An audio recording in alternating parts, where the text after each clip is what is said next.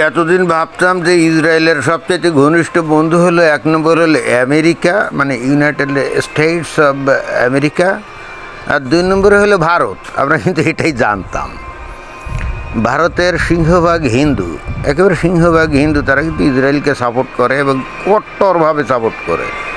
এবং এই হিন্দুগুলা কিন্তু চায় যে ইসরায়েল যেন এই ইরানকে একেবারে তামা না দুনিয়া থেকে নিশ্চিহ্ন করে দেয়, এবং অ্যাট দ্য সেম টাইম অন্যান্য যে আরব মুসলিম দেশগুলো আছে না, তাদেরকেও যেন নিশ্চিহ্ন করে দেয়। ভারতের হিন্দুদের কিন্তু চাওয়া পাওয়া এরকম।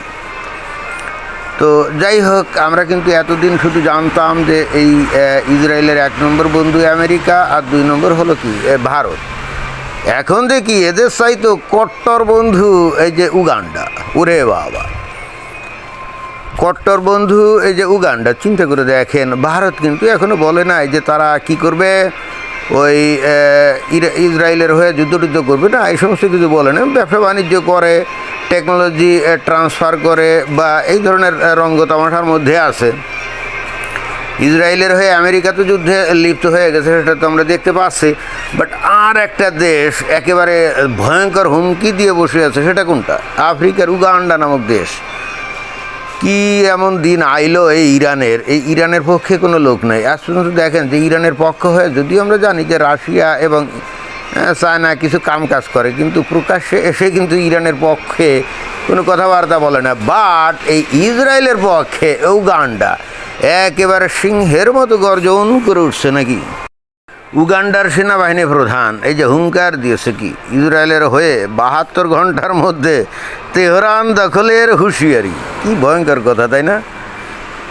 তো দেখেন, বাস্তবে উগান্ডা গিয়ে ইসরায়েলের পাশাপাশি যুদ্ধ করুক বা না করুক, এটা কিন্তু ইসরায়েলকে দারুণভাবে উৎসাহিত করে যে অ্যাটলিস্ট একটা দেশ একেবারে প্রকাশ্যে তাদেরকে সমর্থন করছে, এবং খালি সমর্থনই না, তাদের হয়ে যুদ্ধ করার জন্য রেডি, একেবারে তেহরান দখল করবে, তাই না? এটা কিন্তু নৈতিকভাবে একটা বিশাল একটা সাহসের ব্যাপার, এবং একই সঙ্গে এটা কিন্তু এই ইসরায়েলি বাহিনীকে উৎসাহ দেবে। বেঞ্জামিন নেতানিয়াহুকে কিন্তু উৎসাহ দেবে, যাক পৃথিবীতে একটা দেশ পাওয়া গেছে যে নাকি ওই সমস্ত তথাকথিত ভণ্ড কথাবার্তা, পলিটিক্যাল কারেক্টনেসের ধার না ধরে একেবারে প্রকাশ্যে তাদের সমর্থন ব্যক্ত করছে। এবং কেন ব্যক্ত করছে এটা নিয়ে একটু হালকা টাইপের গবেষণা করলাম, যে আসলে ইউগান্ডা দেশটা কেমন, এখানে লোকজনরা আসলে কী ধর্ম অনুসরণ করে ইত্যাদি। তো এখানে দেখলাম যে উগান্ডা হ্যাজ কি all with over 45.9 million people as of 2024। 2024 সালের ডেমোগ্রাফিক ডেটা অনুযায়ী সেখানে 50 মিলিয়ন, মানে 5 কোটি লোক এই উগান্ডাতে আছে। হ্যাঁ, অর্থাৎ উগান্ডার জনসংখ্যা হলো প্রায় 5 কোটি। তো এখন এই 5 কোটি লোকের মধ্যে মানে এরা আসলে কারা? হঠাৎ করে কথা নাই বার্তা নেই একেবারে ইসরায়েলের পক্ষে চলে গেল। এরা কি মুমিন মুসলমান, না খ্রিস্টান, না ইহুদি, নাকি ওই যে অ্যাবরিজিনাল যে রিলিজিয়ন পালন করে? তো অতএব একটু এদের ডেমোগ্রাফি দেখার খুব খায়ের জাগলো। ভাবলাম যে আচ্ছা ঠিক আছে। তো উগান্ডায় লোকজন আসলে কী ধর্ম অনুসরণ করে, হ্যাঁ এটা কিন্তু গুরুত্বপূর্ণ, কারণ এটাও বুঝতে হবে যে এই ইসরায়েলকে মমিন মুসলমানও নর্মালি সাপোর্ট করার কথা না। তাহলে উগান্ডার লোকজন কারা? আমরা তো জানতাম আফ্রিকার অধিকাংশ লোকজন মুসলমান, এরকমই। জানার মধ্যে আবার ত্রুটি থাকতে পারে, কত অজানা রে, তাই না? তো আমি এই উগান্ডার ডেমোগ্রাফি নিয়ে একটু তথ্য তালাশ করলাম, এবং সেখানে দেখলাম যে ওখানকার লোকজন আসলে কি মুসলমান না অমুসলিম, খ্রিস্টান না কি জানি। তো এখানে যেটা দেখলাম যে the majority of the population is Christian, রাফলি 81.7% to 85%, with Roman Catholics 41.9% and Protestant 31.9%, Church of Uganda 10.3%, others. যাই হোক, এখানে 81-82% এরা হলো খ্রিস্টান। তো যখন এরা খ্রিস্টান, তখন তো ধরে নিতেই হবে এরা তো ইরানের পক্ষে যেতেই পারে নাকি পারে, তাহলে অবশ্যই ইসরায়েলের পক্ষেই যাবে। এখন কথা নেই বার্তা নেই, হঠাৎ উগান্ডার সেনাপ্রধান এই ধরনের হুমকি কী কারণে দিল? বা বেঞ্জামিন নেতানিয়াহু কি বলছে নাকি যে ভাই আমাদের এখন এই ইরানের রেজিমকে চেঞ্জ করতে গেলে ওখানে ওই স্থল যুদ্ধ অর্থাৎ ল্যান্ডে সেনাবাহিনী মোতায়েন করতে হবে, এই জন্যে কি উগান্ডার সেনাপ্রধানকে কি প্রধানের সাথে কি যোগাযোগ করছে নাকি?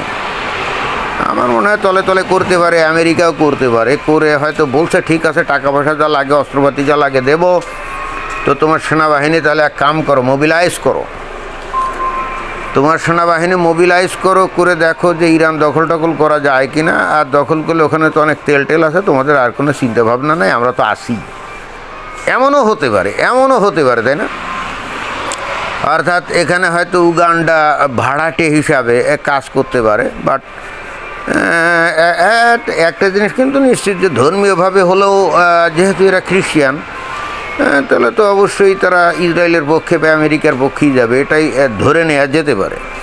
বাট আপনারা আরও একটা জিনিস অনেকেই হয়তো জানেন আবার জানেন না, সেটা হলো এই সোমালিয়া বলে যে একটা দেশ আছে, এই যে এখানে আমি ম্যাপে দেখালাম, তো এই সোমালিয়া থেকে এই কিছু অংশ আলাদা হয়ে এই যে সোমালিল্যান্ড নামক একটা দেশ, এটা কিন্তু অলরেডি তৈরি হয়ে আছে, কিন্তু ইন্টারন্যাশনাল রিকগনিশন এখনও পর্যন্ত পায় নাই। এই সোমালিল্যান্ডকে অলরেডি কিন্তু এই যে ইসরায়েল রিকগনিশন দিয়েছে, স্বীকৃতি দিয়েছে, এবং এই সোমালিল্যান্ডে কিন্তু নানা রকম ব্যবসা বাণিজ্য কিন্তু অলরেডি ইসরায়েল করে, অস্ত্রপাতিও দেয় মনে হয়। তবে বিস্ময়কর ব্যাপার হলো সোমালিল্যান্ডের জনগণ যারা আছে তার 100% হলো সুন্নি মুসলিম, 100% হলো সুন্নি মুসলিম। এখন এই সোমালিল্যান্ডে কি ইসরায়েলকে কোনো প্রতিশ্রুতি কিছু দিয়েছে কিনা? কারণ খেয়াল করতে হবে যে এখানে ইরানের এগেনস্টে যে যুদ্ধ হচ্ছে, এখানে সুন্নি প্রধান আরব দেশগুলো কিন্তু ইসরায়েলকে সাপোর্ট করে বলতেছে ভিতরে ভিতরে যে ইরানকে একেবারে তামা করে দাও, মাটির সাথে মিশায় দাও।